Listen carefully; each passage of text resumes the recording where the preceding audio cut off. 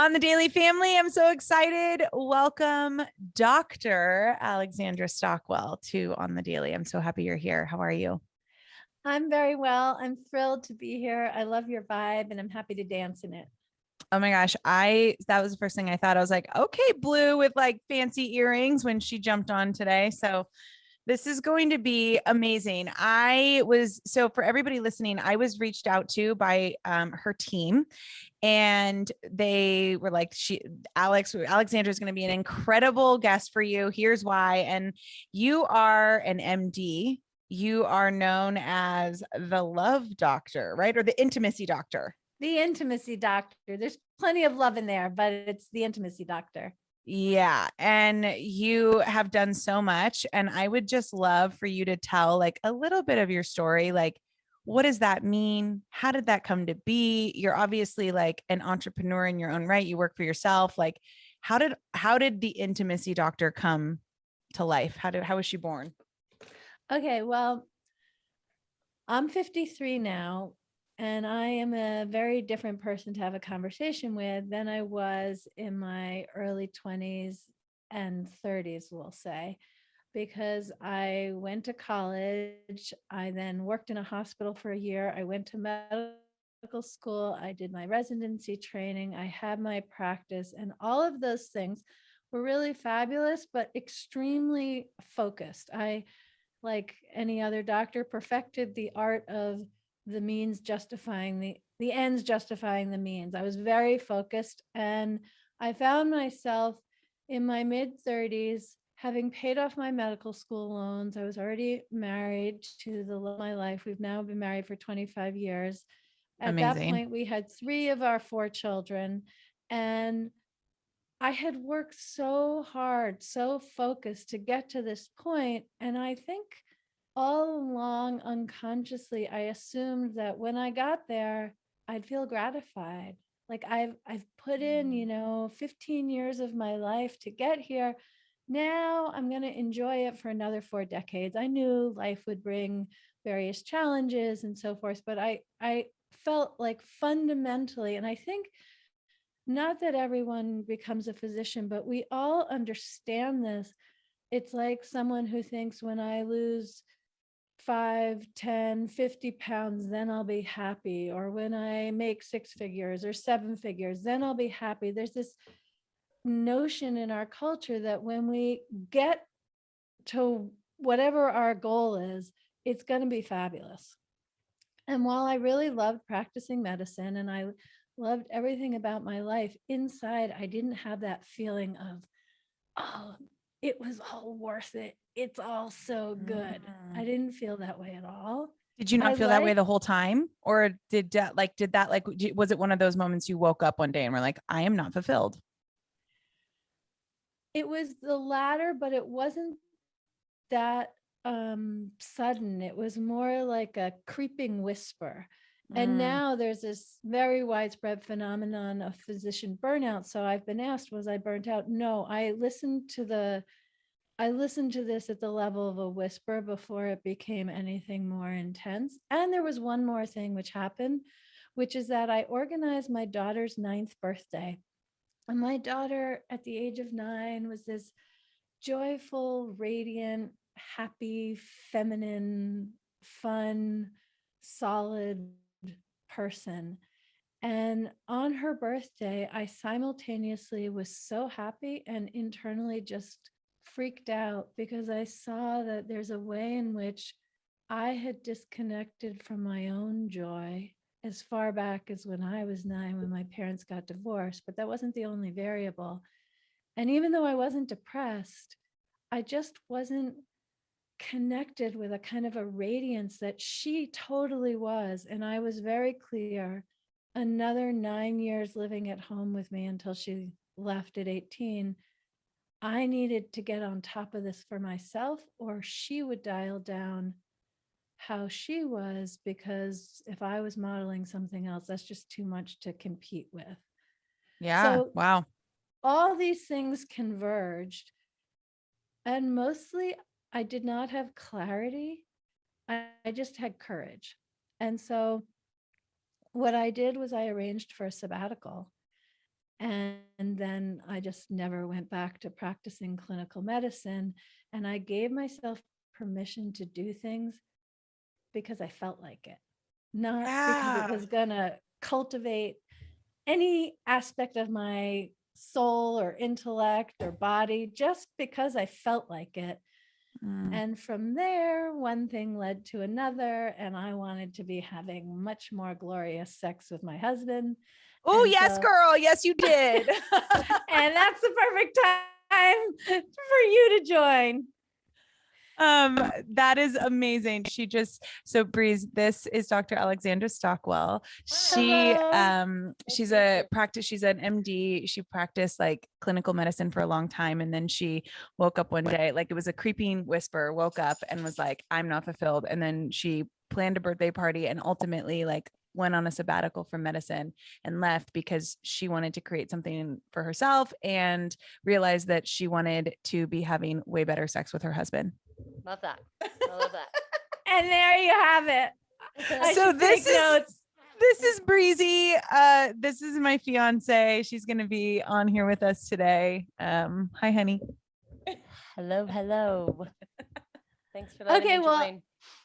I want to ask you things so I know who I'm speaking with, but I'll just finish my other sentence, which is that it was really in the process of wanting to have much better experiences myself. I wasn't having bad sex, but I wasn't having sex that like the poets write about, where afterwards it's like, oh, I feel so connected with myself, my partner, and the universe, and whatever it would be.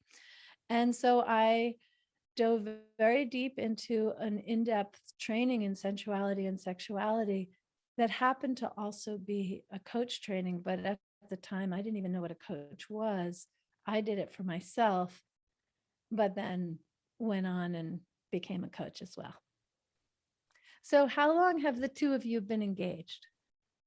We will be engaged 3 years next month.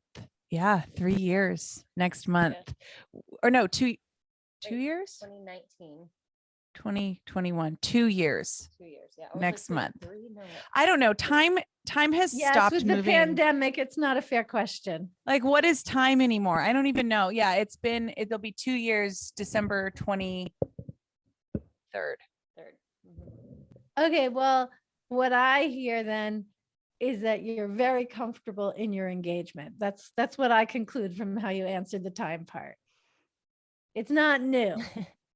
No, it's not new. It's not new. It's very comfortable and very I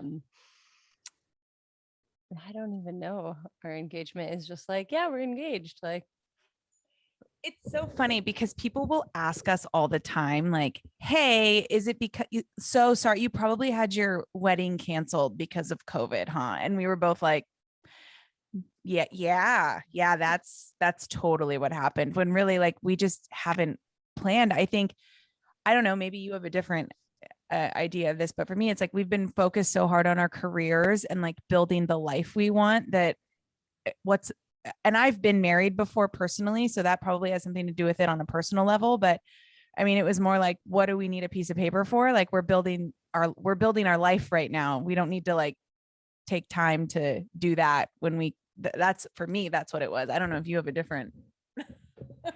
No, it's definitely part of that. And it's also, we can't make a decision on where we want to get married, when we want to get married. We're like, oh my gosh, we love Bali, destination wedding. We're going to Bali.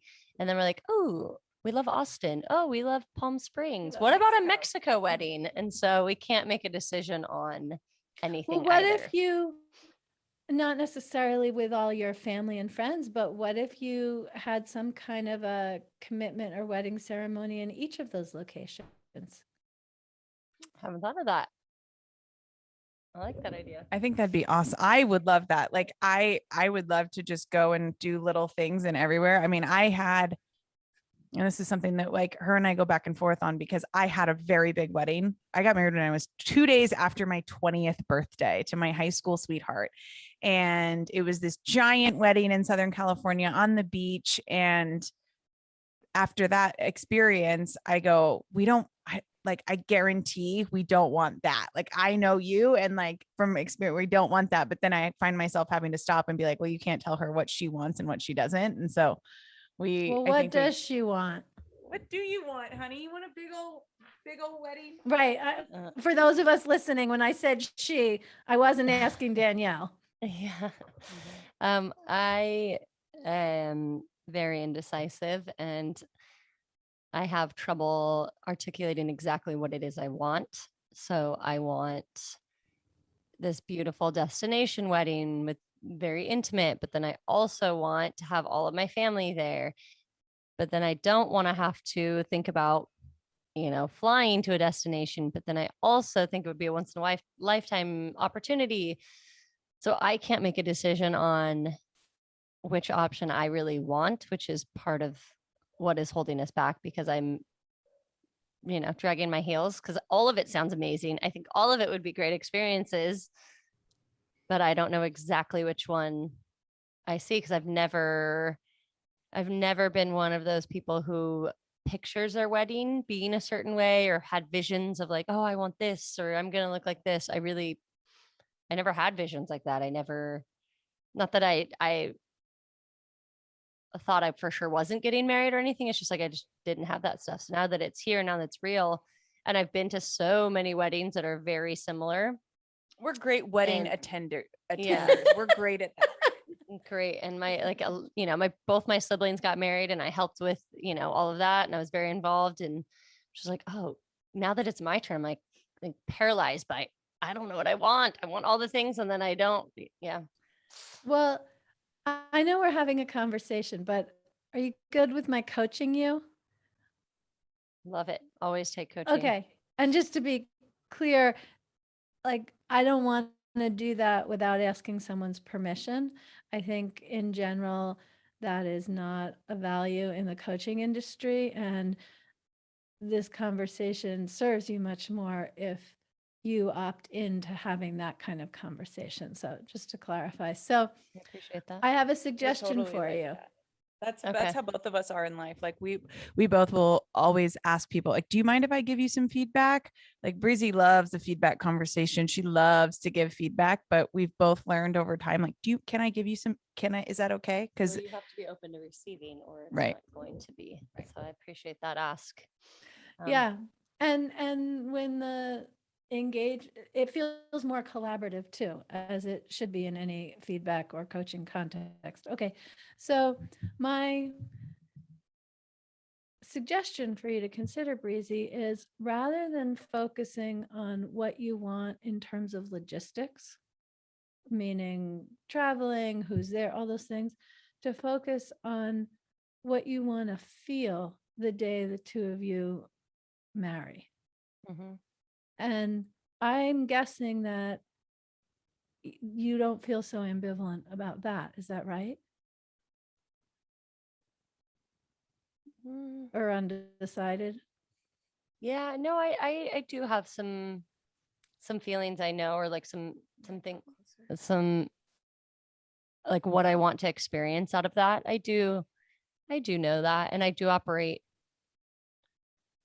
more so with feelings and emotions. So that would be a good route to take it, to kind of figure out what I want.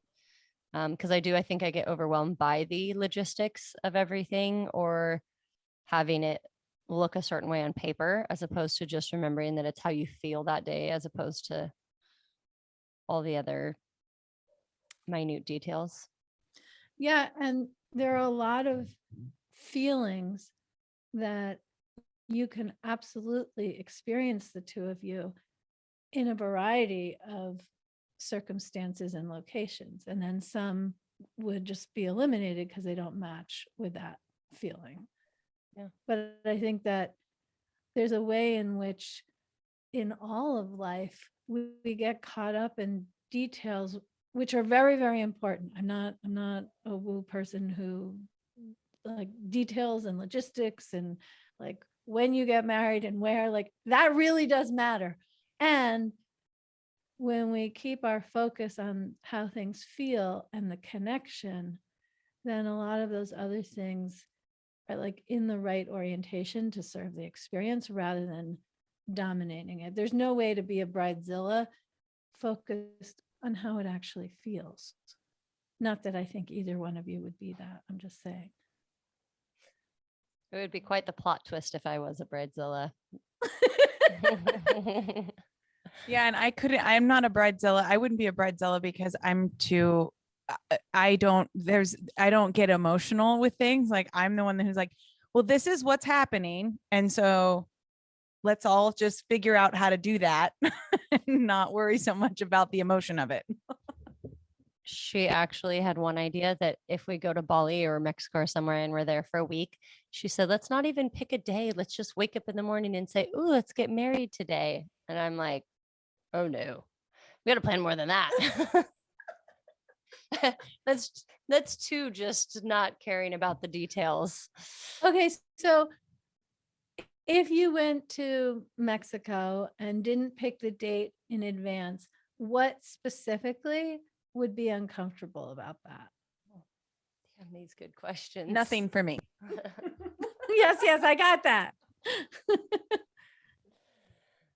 Oh man. I guess my anxiety would just be in the fact that I feel like I have to prepare for everything. Like I feel the need to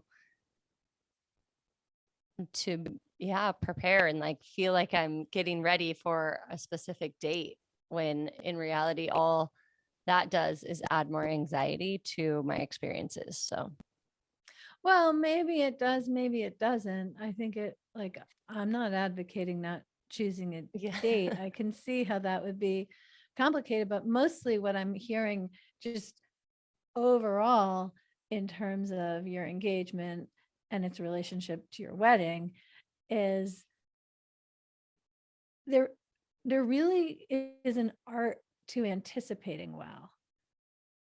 And I actually earlier was just thinking about sex, because so often at least one person in a couple is focused on, and often both, is focused on getting to orgasm, getting to climax, getting to the glorious moment. And on the way, so much is missed. And the quality of that orgasm is diminished if you don't enjoy the gentler moments and the intensity, like the ebbs and the flows and everything that happens before that. And so at first I was thinking, oh, you're having this engagement, which is like delicious and you're enjoying the anticipation. But then I got that actually, while there's some of that, that's not the whole flavor. But I just think there's a way that we can move towards something that can feel, the anticipation, the yearning itself can feel good. Mm-hmm. It's so interesting that you say that, because I was just thinking about like our sex, and sorry, Mom, if you're listening to this. I was just thinking about that when you were talking about that. I was like, oh, that's me. I'm like, not all the time, but I'm definitely like the doer. And I'm like, in like my life, I mean, when I set I am a ready, fire, aim type of person. If I have an idea, it's already done in my head, and which is the makings of an outstanding entrepreneur. Right. Like entrepreneurially speaking, I am set. Like I have it down. But then sometimes I'm thinking about like our sex life, and I'm like, I can be like that in the bedroom too. And she'll be like, you got to slow down. I'm like, no, we got a mission. We have to finish. And the orgasms are always great. Like that's the thing about us, is we have great sex. But like when you said that, I was like, oh, I do that. Hoping it's done sometimes. I do that. Oh, it's late. We gotta hurry. I'm like, I gotta get up in the morning. Like I'm just. I love you. Mm-hmm. Mm-hmm. But you're comfortable waiting to set the date. Isn't that interesting? Yeah. Yeah. I mean, but that's the thing, isn't it? Like, I think when you're like, you talked about this in your one pager, like when you're highly successful and you have that like highly successful mindset, like you have to have moments where you give up control. And like, there are areas where which are sometimes shocking, I think, to a lot of people and to her, where she'll say, well, what about this? I'm like, I don't care. Like, that's not like, we're in the process of building a home. And she was on like working on set the day that I like picked the structural things. And it was probably for the best, because her brain is, this is a lot of options. I have no idea, where my brain is like, I like that one. Doesn't really matter what else there is, because that's going to look great. Call it a day. But then when we get to like design elements, I'll be like, whatever you want. you know, there's something that I often advise couples when they're having difficulty reconciling different perspectives and there's conflict that results. But you don't need to have conflict to get benefit from the exercise. And so I want to offer it to the two of you that in a particular circumstance that you could choose, or you could say for the next hour, or for the next day, or for this decision, you choose the container for it, you swap ways of being.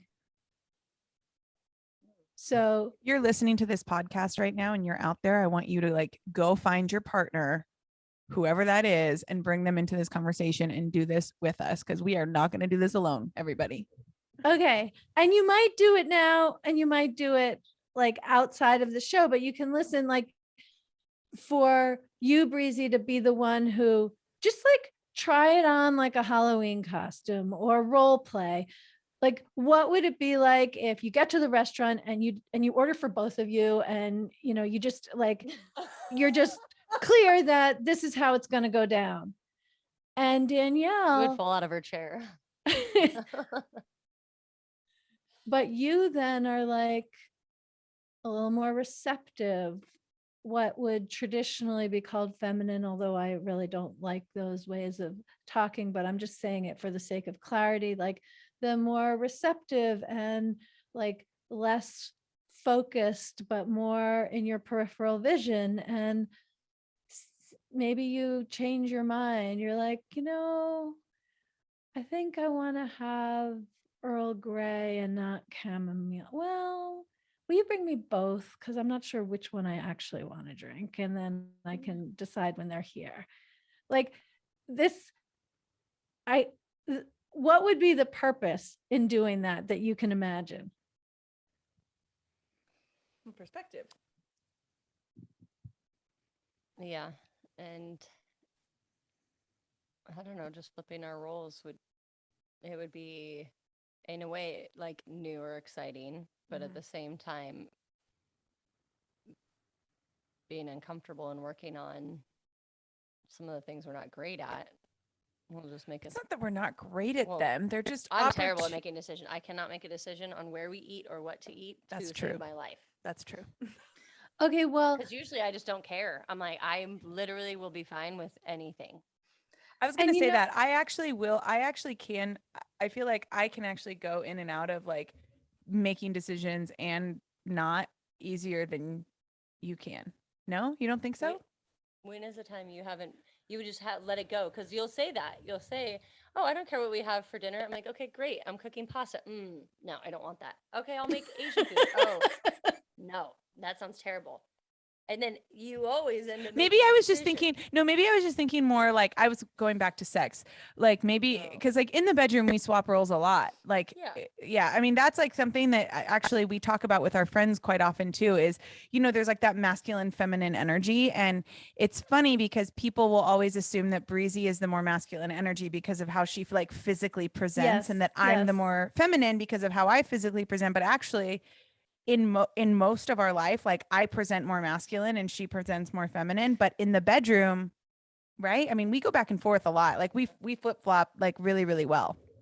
And I just want to say, in heteronormative couples, people make the same wrong assumptions. In fact, probably more of the couples that I coach, because they're ambitious people who want growth and evolution in their relationship as well as in the rest of their lives. It's the woman who fits more of the check boxes of what people think of as masculine, because she knows what she wants, and he's just kind of retreated. And so I get how that would be assumptions that people would make about the two of you. And I just want to say that's like a universal phenomenon. It's one of the reasons that I tend not to use the words feminine and masculine, because I just think they're not helpful often. There are different energies, but they're really not helpful categorizations. But anyway, one of the beautiful things about sex is when you're really open and present and in a relationship where you can be vulnerable, or maybe you're not, maybe it's a one night stand, you create this for yourself, but in the context of long-term relationships, there needs to be a certain amount of safety and being vulnerable. You get to try on many more flavors. It's like part of the playfulness and part of why like sex is such a beautiful access for self-expression and connection. And I think life is a lot juicier when we have a broader spectrum of how we engage with our partner and other people in our lives, rather than feeling more on one or two channels. I love that. And I I think love that. one of the reasons that I suggested this swap outside the bedroom for the two of you is that when we're different from our partner in how we see things and how we experience them, it's like in how things come into us and how things go out of us, that can create disconnection. Mostly because one of the feelings of connection is being able to share ourselves. And if the other person is so different in how they move through life, it can contribute to a sense of disconnection that can just dissolve with this kind of a swap. Because even though, of course, you want to be your native, authentic self, the point is not that the two of you become more like one another. That's not at all the purpose. But there's a connection and an understanding when you walk in the other person's shoes or look through the other person's glasses, whatever kind of cheesy metaphor you want to use, but like where you get to know what it's like to move through the world in that way. It creates deeper connection because you have more understanding of both the beauty and the challenges of the other person's way of being. Do you think that it just made me think, like, do you think that this exercise is beneficial? Because we're both like full-time entrepreneurs. Like we both don't like work for anyone. We both Yeah. have like our own thing. And I mean, you can totally speak to your experience, but I find that when as you say this, like what comes to mind for me is I just left a career, which was like my safety net, the thing that was constant. And I've recently gone, and my brain is always, okay, what's next? What's next? What's next? And as you're saying, like the swap, I'm like, actually, I could probably really benefit from sitting back a little bit and going, what's all in front of me? Like, how many flavors do I have? Like maybe take a second to ponder. And maybe for her, like, Well, I think because I sometimes live too much in what I call the gray. Like I don't make decisions because I don't want to regret the decision, or I have fear of all different things. Yeah. And so I won't make the decision. It won't be black or white. She's very black or white. And so I just like live in the gray and wait for things to kind of happen and then figure out my path. And so I do see a lot of value in understanding and connecting on a level. If I were to try on, like, and I like what came up for me was like almost calling it something, like calling it like to do the exercise to make it more tangible. But like, right. like you could like role call reversal or that whatever. personality. Like, you could call it Danielle, but it might be more powerful to like call it Jackie. Yeah. Yeah. If I like try on Jackie for a little bit and I'm like, cool, I'm Jackie today, or for a little while. So that makes it more real, quote unquote real, and to just like make decisions and stick to them and just trust my gut, because it's like I definitely have that inside of me, but when you don't flex that muscle or act that way often, you do kind of lose a part of it. And so I like that it makes Like you use the word colorful in like if you're more colorful in the bedroom, or you're trying different things on in the bedroom or even out of the bedroom, then it just makes you more colorful and accepting and understanding of other people and of the way that others live. So I think it goes along with, like, we use the term empathy a lot, having empathy for others' journeys or how they are, what they're innately doing. Because sometimes I don't understand her. I'm like, you just made that decision, like, that is here, and you have no idea all of these steps, and like also enjoy all of these steps because like that part's really fun. Don't skip it. And it's just like, yeah, like, Yeah, I think sometimes like the way at which I move, it comes off as like bombarding, So we actually had a conversation last week. Wow, we're like matching in our shirts also, right I now. just realized I'm wearing my fiance sweatshirt. That's very apropos. That's her title. But we kind of had this discussion a few days ago because like the day that I left my job, I already had ideas of like what I was going to do next. I'm like, I'm going to do this, I'm going to do this, I'm going to do this.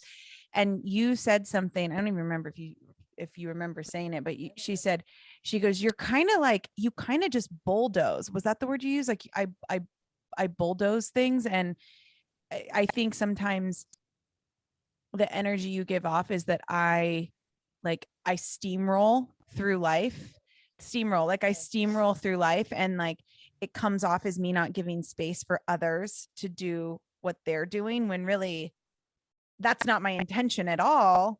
It's more just that's who I am. Like I go 100% into things and I master them before I walk away, where I think you said you're more of like, Breezie's more of the person who she dabbles in a lot of things, but you have a stronger intuition than I do most of the time. Yeah, I think too, I was just trying to see if you could like be in the grief too of leaving a job that you had left for 9 years or had been at for 9 years. Cause like if you sometimes steamroll through it, then you're not actually like experiencing the bad as well as the good. And then it like bites you in the ass later. And I had shared that, speaking from experience on that. But yeah, I do tend to just like dabble and hang and not make too many decisions, but I'm just like waiting. So we're very yin and yang in that. There are such interesting things that I would say to each of you. Maybe I'll say one thing quickly to each of you, and then I want to make a different point. But the one thing is that, like Danielle, to move forward with so much clarity and go for it, like that is absolutely fantastic. And I think, especially coming from the transition of quitting your job and moving into full-time entrepreneurhood, the thing is that you want to allow yourself to become a different person, to become someone who's a full-time entrepreneur and make your decisions from there. And maybe that has already happened, but there's a way when we just go from one thing to the next and act quickly that we don't become, this is more of a shift in the state of being, that we don't become the person who would make the most visionary decisions because we're doing it right out of the I just quit my job gate. And so I just want to like offer that. And for you, Breezie, that it's one thing to really enjoy the nuances in life, what you're calling the gray and I'm calling the nuances and the variability and it's like the subtle realms that aren't so differentiated, and you can really enjoy that variety and the potentialities. That is an exquisite way to move through life, but not so much if fear of making the decision is one of the considerations. And so I just mean to say that each of these is such a beautiful way to live, and you want to be aware of what you're missing in the process. But the thing I really want to say is that the two of you have such a delicious, loving relationship, and there's something fantastic and collaborative, but it's also a potential trap in a relationship. And I'm going to come at it by telling you a story that's totally unrelated. And that is that there's a woman who reached out to me. She was so excited to coach with me. She and her husband, blah, blah, blah, blah, blah. It doesn't even matter what the story was. She was just like, I am all in. I just know my husband's going to be a no. But we arranged to have a conversation, the three of us. And partway through the conversation, she was so shocked because he just thought for a minute. He said, yeah, let's do it. I'm a yes. I want to work with Alexandra. And I watched how as soon as he was a full yes, she turned into a no. And I don't know. And I ended up not working with this couple because she didn't want to. And I don't think that she was faking her yes. I think she really did want to work with me, but the dynamic between them was such that they could never disagree and they could never agree on important decisions, including this one. So as soon as he became a yes, she then shifted to fill into the role of no because he'd left it unfilled. And so I'm saying that because you each have your roles. What are you thinking when I say this? What are you thinking? I was just thinking about like this past weekend buying this house. Like, you know, we like moving to a different state is something that like we both decided we were going to do. And there's so many moving pieces associated with it that I'm at the point where I'm like, okay, well, now's the time we make moves. So we're going to make these moves. And cause this is what we said. And so we're going to make these moves and then she's going, okay, but like, this is not what I want. And I'm really nervous. And like, it is what we're like, it's like, there's so many of, you can tell your side of the story, but I hear there's so much of this that she's excited about. And she's leaving her whole family to move to another state with me. And my son's dad is coming, my son's dad is coming, his girlfriend, her son, like it's this big moving train. And when you're talking about this, I'm going,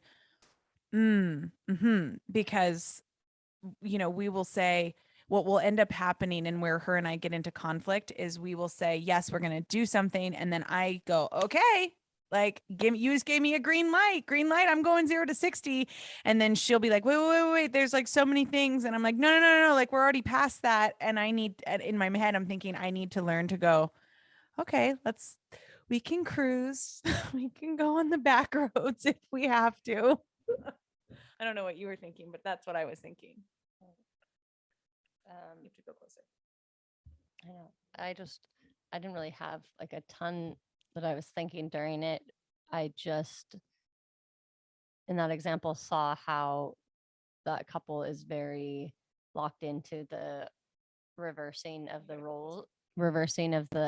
roles. So like it works against them in, you know, she's passionate about something and how she switched to just fill that void as opposed to like maybe it was what was best for her.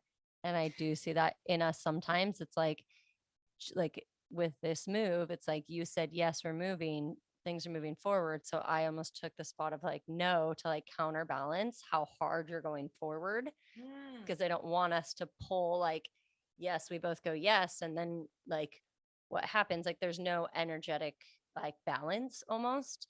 And so I could see though in that example how it could be a detriment to couples and to like really be aware of it, because if you're aware of it and you can make sure, like I can make sure I'm not a hard no, you know, and stopping progress for us, but I can be I can dig my heels in and be like, okay, let's make sure we're like thinking about all of the steps, the journey along the way, because the journey of doing a big decision like this is very important.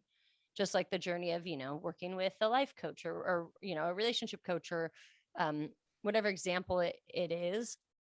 It's like, it's beneficial for us to have the pendulum of energy that we have, but also making sure that we always are aware of it and it's not becoming a detriment. Yeah, that's exactly what I love what you shared, Danielle. And that's what I was thinking, Breezie, that like, what if in some scenario, Breezie, you have clarity and you're like, I'm a yes, let's go do this. I mean, maybe not with the tone that I just used and Danielle tends to use, but in your own way, you're like, I'm really clear and I'm a yes. and I want us to move ahead. And it's so out of character for how you have communicated until now that your natural response, Danielle, is to be like, whoa, whoa, whoa, whoa, whoa. We better look into everything and let's consider things and make sure, instead of just embracing that forward motion because it was beautiful.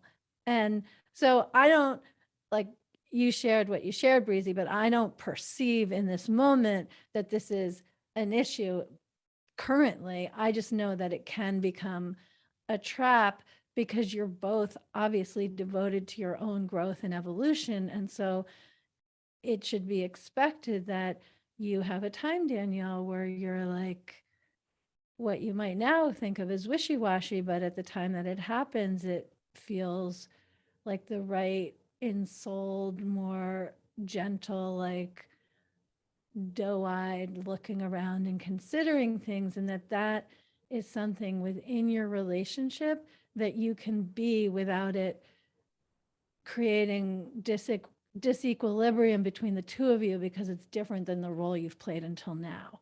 Like if you never have a moment like that, fantastic, but it shouldn't be because your relationship would suffer from it. It's so funny that you say that because I actually did have a moment like that the other day because I was, this is like the first time, first time house buyers, and I've been working really hard in like our original plan because the pandemic, she works in the fitness and production industry. So 2020 hit her harder than it hit me. And I'm at a point where I'm able to like do this house for us and like create. And I was so excited the other day and I was like, I just want to like really feel this. And I really want to like have this moment. And she was like so nervous and had all this fear around it that I actually then shut off a little. And I was like, well, this just sucks. Like, this isn't how I wanted this to feel. And then we kind of got into it and ended up being like, we'll talk later in the morning. And we always like the next day, we're always like fine. But I can totally see how what you're saying in this, because yeah, when she digs, the harder she digs, the more I push, and then the farther apart we get. Where I think like what I want you to know is that like you can be a yes and I have fear. Yes, and I'm still nervous, and I completely understand. And it's not that I don't have fear. I think I just move through fear with like more steamroll, And what is it? The way you can like, I'm a compartmentalizer. I call it like this. She can compartmentalize like the fears or the worries or the sadness of leaving everything, we've lived it, like this is our community, our friends, our family, like all those things. She can just compartmentalize it. Whereas I wear all of that out. And so that's like my shield of what you see. And then behind it, I'm like, okay, no, I'm still a yes, because like I know the universe put this into our lives and there's so many moving parts that if it actually aligns, that is a huge universe sign that like we're supposed to be going on this journey. So yeah, just even in this conversation about it and bringing it up, it's helpful to remember to just be aware of how we move through life. And I don't like, I know. I like to talk with this mic is a great mic, but you have to be like on it. Otherwise you get lost. But just remembering that like, it's beneficial sometimes to try on other hats, or it's beneficial to like move through life in a new way. And that might actually open you up to understanding how you operate better. It's like, if I try on making a decision, if I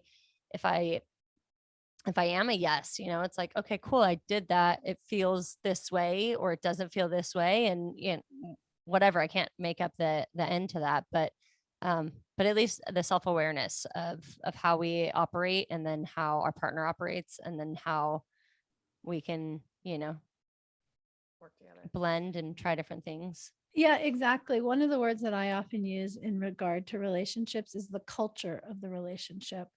And that's really what I'm pointing to, like the energetic skeleton or the culture of your relationship, that you want to have it be one where each of you isn't restricted to a role for the whole system to thrive and flourish. I'm just summarizing what I've already said. And I would add that each of us has our primary response in terms of fight, flight, freeze, or faint.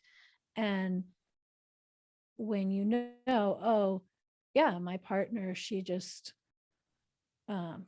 freezes and she goes quiet when there's crisis, or she becomes angry and makes it all happen. And this is just, yes, it's not surprising that you would each have your roles there. And we're all familiar with that. Fight, flight, freeze, or faint. Like that's in our, so it's a cultural meme. We're all familiar with that. And what we've just been talking about, which is so much subtler and not broadly discussed, it is similar in that it creates patterns of interaction which can serve you or can feel restrictive. And you describe navigating them with actually a lot of awareness. And I think it's super exciting to be having this conversation now so that you can form and adjust the culture that you share with one another and that anyone enters with you, so that there is really more room for a bigger range of self-expression. I mean, even just you saying this, like I watch her, there'll be times where I get so, cause I'm the person that's like, okay, well, if you're not gonna make a decision, I'm going to, cause somebody's gotta make some moves here. And if it's going to be me, it's going to be me. That's fine. I'll take that. But then I watch that with like her career as her own entrepreneur and like all the things that she's really, really great at. And there's times where I'm like, you gotta just do it. Like, you gotta just go for it. You gotta take that jump. And I think even just in this conversation, what I'm learning is like, no, but there's beauty in the way that she goes through it. And there's beauty in the way that I got to watch her on set for the first time doing her job as like a movement director. And I was just like so proud because I said, all those times where I'm like, you got to just do it. Like, no, she did it in her own way. And now look at her. She's this like, she has these great working relationships and it's working for her, even if it's not working as quickly as I, think it should be. At the end of the day, that's not for me to decide. And, and of course it all comes from love. Like, I just see this like incredibly sexy, amazing, like powerful, talented human who could literally do anything in the world that she wanted. And I'm going, why don't you just make a decision? And she's like, that's just not who she is. And like, that's okay. And, there's moments where she could probably take more, or you could probably take more of like who I am and just be like, yeah, I'm going to do this. And then there's moments where I can just let things, okay, fine. We don't have to make a decision right now. We'll talk about it tomorrow, where I'm like, the minute it comes in my head, typically I'm like, nope, got to make a decision right now. And I could absolutely slow down, like in our lives, in our like relationship, in our personal, professional, all of the lives we exist in together. Totally. That's what I just took from that, what you just said. I just thought of a funny example of even like, when we go to bed, I'm always like, give me a kiss goodnight. Like, it's just, I am like a very ritual kind of routine person. And I like get anxiety if I just don't give her a kiss. And sometimes she'll be like the rush through the kiss. I'm tired. Or like, I have chapstick on is her go-to line. And she'll like, I hate when she tries to give me a kiss after I've already put my lip stuff on. I'm like, now I have to roll back over and I have to do it again. like, it's like the perfect definition of, I'm like, you rush literally a peck on the lip, like the fastest kiss possible. But it will make me laugh because it just popped into my head, and I'm like, it will make me laugh now because it will definitely come back to this whole big conversation every time we give a kiss goodnight. She's gonna Dr. Stockwell me anytime I rush through a goodnight kiss. You know what? It's so good because it's really beautiful. I feel really honored to have this conversation with the two of you, because one of the things you modeled, Breezie, in that story, I mean, you've both modeled that, but that is a time when you could feel rejected. That is how 99% of people would take that kind of a moment, is to feel rejected, or like, she doesn't want to kiss me, and to just realize, no, that is her engine powering through the day all the way into sleep. And you just need to make sure you're at the station or at the fueling point Yeah. because she's not stopping. Like she's going to get gas and she's going to keep going. Exactly. And I want a presence that, like Breezie, you've talked about having fear about making a decision, and that's one of the variables. And I also wonder, Danielle, I'm not saying all the time, but if some of the time the uncertainty is uncomfortable. And when you're someone who's so effective at making things happen, the word fear probably isn't frequent in your vocabulary when referencing yourself, but using the word discomfort might, like, I'm more that way when I don't know what's going to happen, like that uncertainty is just a little unnerving sometimes. Oh, I'm fully self-aware enough to know that the reason I power through everything is because I don't want to ever feel uncomfortable. So I will always rely on what I know to be true about myself. And that's the fact that I can get shit done. Like I'm fully aware that that's a coping mechanism sometimes for me instead of, actually like and it's dealing with my shit. Okay, so it is a coping mechanism that our society rewards and that professional circumstances reward. No question about it. It's not a coping mechanism that commonly is well rewarded in the relationship context. True. Which is one of the beautiful things about being in a relationship. We cannot cope the same way, and we get to become more of our real selves. Coming back to the goodnight kiss though, I think You gotta go closer. for a long time I did view it as rejection, and I would share it with her. I'm like, I feel like you don't, and I would like spiral down this thing and I'd lose sleep for 2 hours. I couldn't fall asleep for 2 hours. Meanwhile, halfway through the first sentence, she's already asleep because she gave the goodnight kiss and it's like engine off, train's done, recovery. And she's like dead asleep snoring. And I'm like sitting there like, oh my God. She doesn't love me. Yeah.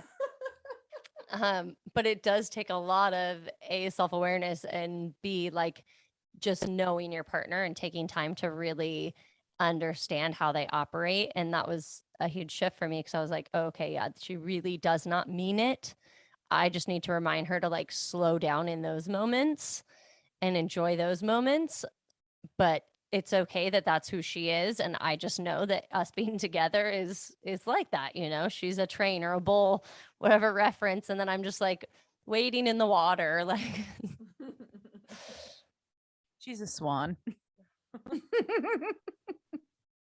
I'm like a motorboat that comes through the pond while she's like enjoying her Sunday, swim. It's a beautiful image because they're both fantastic. True. I mean, and I think if you're listening to this, like, I think Breezie and I we talk about this a lot. One of the things that our relationship is, because everybody always says like your guys' relationship is so beautiful. That's like a compliment that we get a lot, and we agree. Thank you.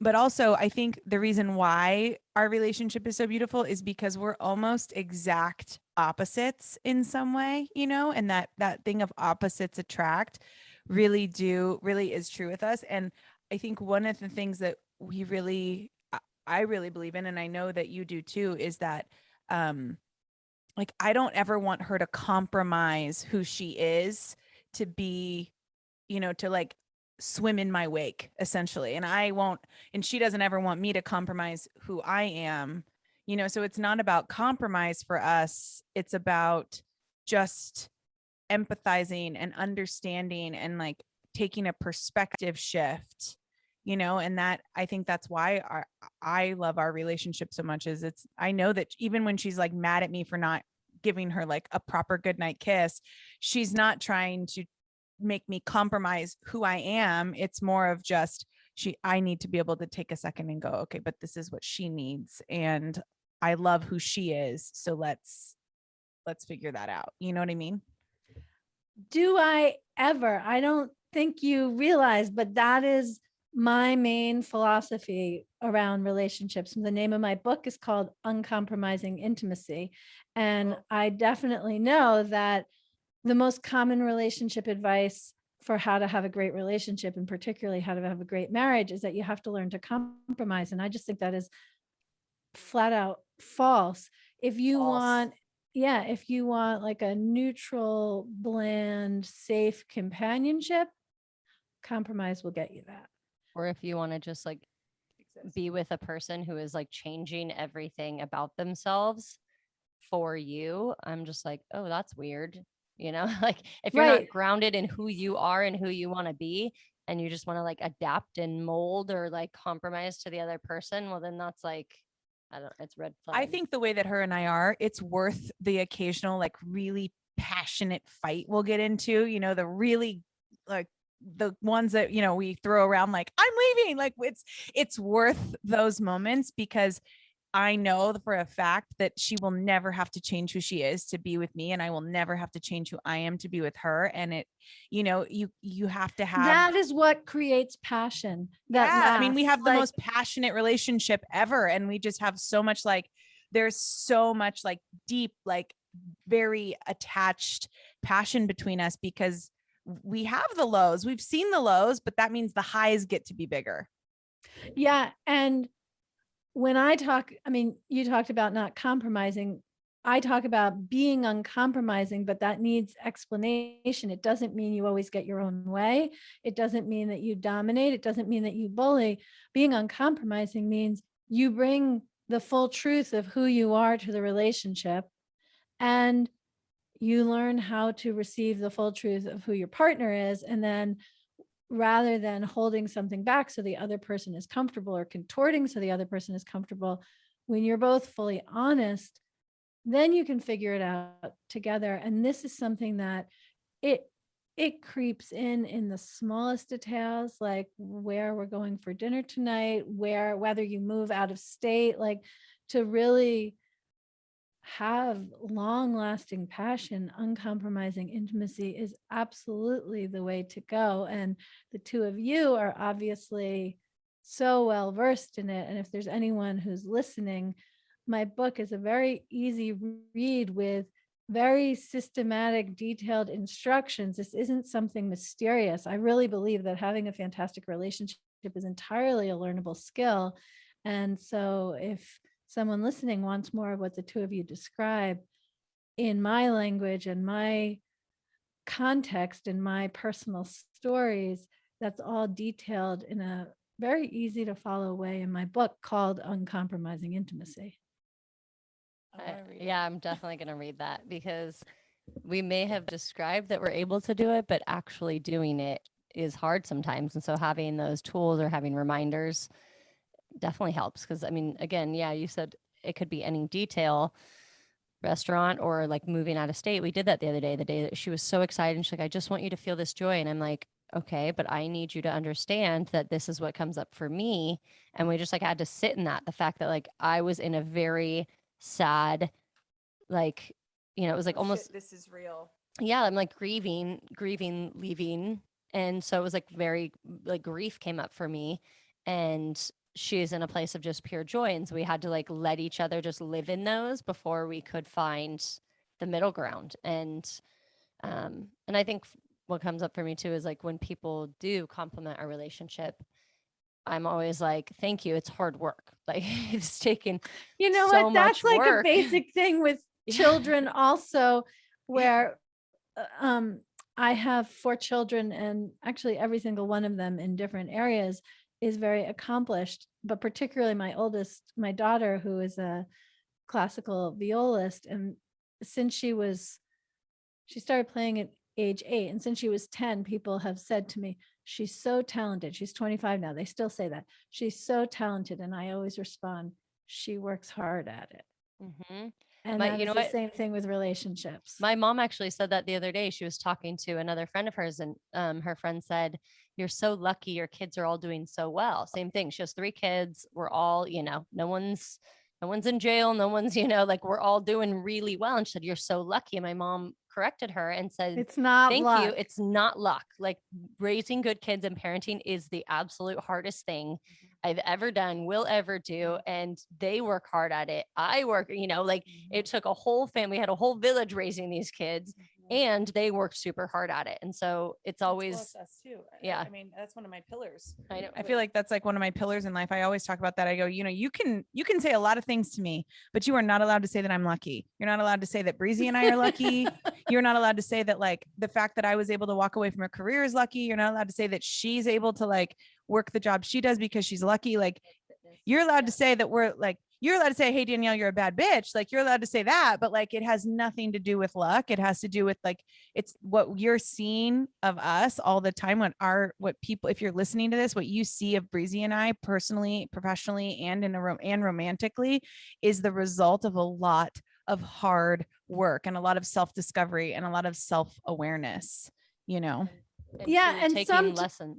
Oh, sorry. I was gonna say, and truly taking lessons from people like you. Like we absorb and like appreciate and are so grateful for people like you who just share what you have learned and what's helped you.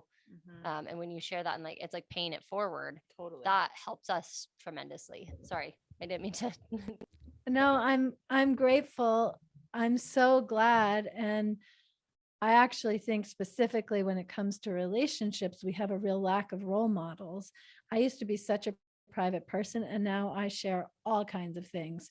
Same. Because like we need role models. We're mammals and we learn through imitation. And yes, there's plenty of things we learn with our impressive frontal cortexes. Like we don't learn calculus through imitation, but everything relationship related, it starts with something we learn through imitation. And I know what I was going to say. That, yeah, it's not luck and it is hard work, but I definitely want to emphasize that some of the best hard work is also very fun and playful.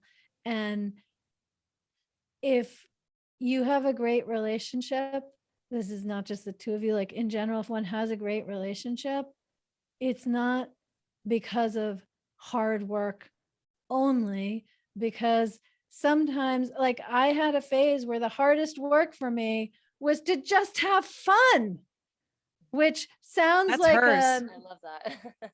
yeah, like it sounds like an oxymoron, but it's not. For me, like I really had to bring the qualities that I use when doing hard work in really giving myself permission and discovering a whole lot more fun, which I knew was there, but I had to use my same working skills to access the juice. I love that. Can I ask you one more question before we let you go? You know that saying, like you can't have it all. You can't have a really great career and a really great relationship, or you can't have it's like that can't have your cake and eat it too, which again, like I've never understood. Like if I have cake, I'm going to freaking eat it. Like, hello, I'm probably going to eat 4 pieces if I'm being honest. Do you like that? You can't have it all. Do you believe that you can have it all? Like you can have a really amazing, passionate relationship and a very highly successful career at the same time? Absolutely. I absolutely do. And depending on how you define a really great relationship, if it's the way that I do, it specifically is going to contribute to a better career and more money. Now, the reverse is not always true. It's actually very interesting that the more successful someone is in their business, the more statistically likely that they will be unfulfilled in their relationship. The better the relationship, the more likely the career will be fulfilling. I know we're kind of at the end, so I'm not going to explain why that is true, although it's interesting. But the important thing is that if you are successful in your career, don't leave your relationship behind, because all of the growth and expansion and facing fears and trying new things and embracing failure that is part of growing a really successful business there is a version of that which can feel very different and be particularly unsettling, because if you're successful in business, you're used to feeling competent. And so one of the scariest things is to feel incompetent, but there's a certain amount of not knowing and feeling uncertain that is required in really cultivating and embodying and enjoying a really fantastic relationship. So yes, I absolutely think it is possible. And the only caveat is that if you have young children, then maybe you don't get to have it all at the very same time. But whatever you're doing can contribute to having it all for sure. Thank you for that. I hope if you're listening, you have heard her words today. I would love for you to plug yourself. You have a book, you have a podcast, you have an Instagram, like tell us you have a website, like tell us all the places. And just so you know, like we're going to put all of this in our show notes as well. So if you're listening to this and you want to go actually like see it so you can click, we're going to put clickable links in our show notes. But Dr. Stockwell, it's been amazing chatting with you. I really hope you understand how grateful her and I are. But tell us and tell my listeners where they can find you. Okay, I would love to, and thank you. So yes, my book, Uncompromising Intimacy, it's available on Amazon. It's available on Audible. It's an awesome next step. And if you're ready to like really, if you're going to take the Danielle approach and be like, yes, and go forward, no further investigation, my program, The Aligned and Hot Marriage, which is www.alignedhotmarriage.com, that really is the deep dive with all of the tools and the inspirational stories and all of the exercises so that you take the principles we've been speaking about and they become yours for the rest of your life. And my book is good. So if that's where you want to start, by all means, start there. My podcast, the Intimate Marriage Podcast, it's on all of the platforms. And actually, the episode, which is coming out November 10th, which is tomorrow for recording, I'm not sure when this will be seen, but anyway, it's me interviewing my 9-year-old son on what it is to be a child in a relationship where the parents totally prioritize their marriage. But that's atypical. I mostly do solo episodes and interview guests, but I really think like our relationships are our legacy. And so I interview my son. But anyway, yes. So Uncompromising Intimacy is my book, the Intimate Marriage Podcast. Please come listen and like and subscribe. The Aligned and Hot Marriage, and everything you can find on my website, which is alexandrastockwell.com. And if there's anything here that spoke to you, yeah, find me on social media, send me a message on Instagram. I love communicating with people. These are the best conversations I'm ever having. I mean, this episode is going to be, whenever you're hearing this episode, like I just know that it's going to really land with my audience, because we have a lot of relationships, a lot of entrepreneurs, and a lot of people just like looking to take everything to the next level. And I just know that this is going to land so hard. So you can say whatever you want, but I thank you so much for giving us your time and like so much of your wisdom today. Like I know like her and I are probably going to go have like amazing sex later, and it's going to be because of this episode. That's where the no chill is. No, I just want to also say thank you. I'm very grateful for you sharing your knowledge and sharing your time with us. I found it very, very valuable, and I'm absolutely going to go stalk you on Instagram and your website. So you'll be hearing from me shortly. Okay, well, thank you. And I'm so glad it was the three of us, like that you both were there. So good. So thank you so much. You have a beautiful day, Dr. Stockwell. Thank you.